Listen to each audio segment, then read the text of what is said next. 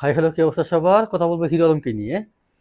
Hero Alam issue নিয়ে আমি কথা খুবই কমই বলি। আমার এই চ্যানেলে হিরো আলমকে ভিডিও একটা নাকি দুইটা আছে, যাই হোক। তো যেহেতু টপিক আসছে, কথা বলতেছি এরকমই। তাকে নিয়ে কথা বলার ভিন্ন মতো কোনো আগ্রহ নেই আমার। আমি বয়ে থাকি, তাকে নিয়ে কথা বলবো কেন? হিরো আলম তার জায়গা থেকে সে ওকে, ওটা তার ব্যক্তিগত বিষয়, তার পার্সোনাল লাইফে সে কি করবে না করবে, বাট আমি ওটা কনজিউম করবো কিনা বা ওটা আমার নেওয়া উচিত কিনা, এটা আমার বিষয়, তাই না? ওকে ফাইন, উনি এ, গেল 2 দিন আগে মাইর খেয়েছে, খুব ভালোভাবে মাইর খাইছে, এবং কি মামলা করতে যায় মাইর খেয়েছে। ওবায়দুল কাদেরের নামে আরো অনেকের নামে মামলা করতে যায় মাইর খেয়েছে। আমি আমার রুমমেটদের সাথেই কথা বলতেছিলাম যে ও আবার যেভাবে ফালাফালি করতেছে, আবার নিয়ে একটা মাইর খেয়ে ফেলায়। ট্রাস্ট মি, আমি এই কথাটা বলতেছিলাম। উনি এই মিষ্টি খাওয়ায় আরাফাতকে গ্রেফতার করছে, আবার ওর নামে মামলা করতেছে, গান বাড়ি করতেছে, এই সেই, মানে পুরো হুলস্থুল একটা অবস্থা। তখনই আমি বলতেছি ও যেমনি বাড়ছে, মাইর নিয়ে আর একটা খায়, ঠিক তাই ঘটলো। মায়ের খাইলো, কান ধরে উঠবোস করলো। লজ্জা ওর অবশ্যই নাই। হিরো আলমের লজ্জা, মান সম্মান, আত্মসম্মান বোধ, এগুলো কিচ্ছু নাই। এগুলো না থাকাই উচিত, এগুলো না থাকাই উচিত। আমি এটাকে একেবারে বুড়াই দিচ্ছি বা না এটা ভালো কিছু না, এরকমটা না। ওকে ফাইন, হিরো আলম আসলে কি করতেছে, কেন মার খেয়েছি, কারা মারছে? হিরো আলম সংবাদ সম্মেলনে ডিরেক্টলি একটা দল, বাংলাদেশের জনপ্রিয় একটা দল, অন্যতম একটা দল বিএনপি, এটা আপনি বিএনপি করেন বা না করেন, এটা আপনাকে স্বীকার করতে হবে। এখন মাঠে সবচেয়ে জনপ্রিয় দল বিএনপি। এখন তাদেরকে ছোট করার জন্য, তাদেরকে আসলে একটা জনগণের কাছে তাদের ভাবমূর্তি নষ্ট করার জন্য অনেকেই অনেক দিক থেকে অনেক টাইপ অনেক কিছু করার চেষ্টা করতেছে। এটা আই থিঙ্ক আমার সাথে সাথে অনেকেই একমত হবেন। ইভেন এরকম অনেকটা প্রমাণও পাইছেন, নিউজ পর্যন্ত ধরছে। ছাত্রলীগ নেতা ছিল আগে, বা বিএনপি নাম ভাঙায় আসে দুর্নীতি, সরি, দোকান লুটপাট করছে বা চাঁদাবাজি করছে। আবার যারা বিএনপি থেকে এগুলো করছে, তাদেরকে তারেক রহমান সাহেব বরখাস্ত করছে, বা উনি ডাইরেক্ট বলে দিছে যে তাদেরকে পুলিশের হাতে তুলে দাও, এবং কি দল থেকে তাদেরকে বহিষ্কার করে দাও। এখন এই ব্যাপারগুলো কিন্তু আমরা জানা বা জানি। হিরো আলম ঢালাওভাবে বলতেছে বিএনপির কর্মীরা তার উপর হামলা করছে। উনি বিএনপির রিজভী সাহেবের নামে মামলা করছে। উনি উনার ভিডিওতে বলতেছে, সংবাদ সম্মেলনে, উনি কাউকে ভয় পায় না। তখন ডিবি হারুনকে ভয় পাইয়া মামলাটা কেন করছিলেন ভাই? আপনি মরণের ভয় করেন না, আপনি কাউকেই ভয় পান না, আপনি বলতেছেন সংবাদ সম্মেলনে সাংবাদিকদের সাথে। আপনি তখন ভয় পায় কেন মামলাটা করছিলেন? আপনি জানেন যে উনি একজন বিএনপি সিনিয়র নেতা। আপনি কি তার তুলনায় কিচ্ছু না হিরো আলম সাহেব? আমি আপনাকে সাহেবই বলতেছি, আমি সম্মান দিয়ে কথা বলতেছি। আমি এতটুকু বিশ্বাস করি, আমি কাউকে সম্মান দিলে অবশ্যই সম্মান পাবো।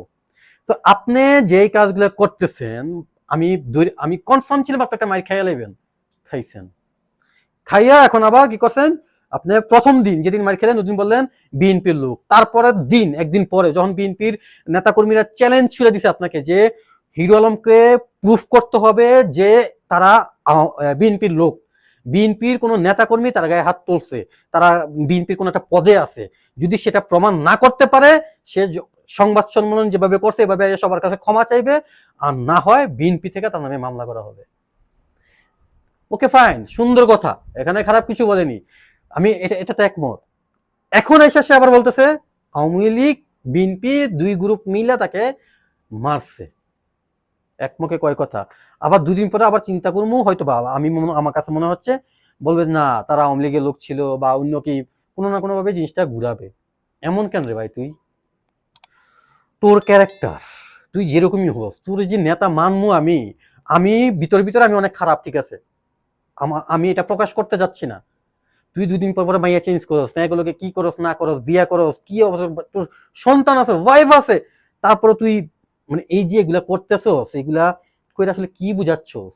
তুই সলিড এরকম নেতা কেউ চায়? এরকম নেতা, ইসলাম আসলে কি বলছে, যদি আমি ইসলামকে প্রাধান্য দিই, আমি যদিও অতটুকু বুঝি না কেমন নেতাকে আমি ভোট দেওয়া উচিত, আমি ভোট দেওয়ার ক্ষেত্রেও এটা আমার হিসাব করে দিতে হবে। আসলে নেতাটা আমার এই ভোটটা পাওয়ার যোগ্য কিনা, সে সৎ কিনা। যদি সে সৎ না হয়, আমি যদি তাকে ভোট দেই, আমার পাপ আছে, আই থিঙ্ক এরকম কিছু একটা ইসলামেও আছে। সঠিক নেতা, সৎ, নামাজি, তুই ভাই কি, তোকে ছোট করার ভাই। আচ্ছা, একটু আগে আমি সাহেব বলছি, আবার এখন তুই করে বলতেছি। আসলে এই লোকটাকে নিয়ে কথা বলতে গেলে আমি আসলে বিগড়ে যাই। আমার এটার জন্য আমি সরি বলতেছি। ও কি করে, কি করতেছিল সরকার পতনের পর, তুই এতদিন কই ছিলি রে ভাই? শুধু তুই না, অনেকেই কই ছিল এগুলো লোকগুলো এতদিন? কিছু বলতে পারে না, কিছু করতে পারে না, ওকে ফাইন। কিন্তু এখন বলতে পারতেছে দেখা, বলতে করতে পারতেছে দেখা যা মন চায় তা করবে, যা মন চায় তাই বলবে, ব্যাপারটা এরকম কখনই না। এই হিরো আলম কয়জনের নামে মামলা করতে গেছে শোনেন, ও লিস্টটা শুনেন। কি পাইছে ও আসলে, কি এতই সহজ? রাজনীতি বলেন, দেশ চালানো বলেন, বা একটা ইউনিয়ন বলেন, বা একটা থানা বলেন, ওইটার, ওই এলাকা বা ওই ডিস্ট্রিক্ট বা ওই থানার নেতা হওয়া এতই সহজ? এত সহজ না। উনি যতটা সহজ ভাবতেছে, আর লোকেরা এত আমজনতা, আমাদের সাধারণ পাবলিক এত মানে তাদের মাথায় এত বিগড়ে যায় নাই, বা তাদের ব্রেন বা তাদের মানুষ চিনার বা যোগ্য নেতা চিনার চিন্তা ভাবনা এত মচকে যায় নাই যে তোমার মতো একজনকে তারা নেতা বানাবে।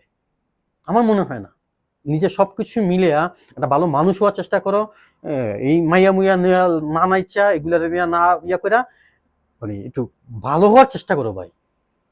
দেন তুমি কি করবা না করবা সেটা পরের বিষয়।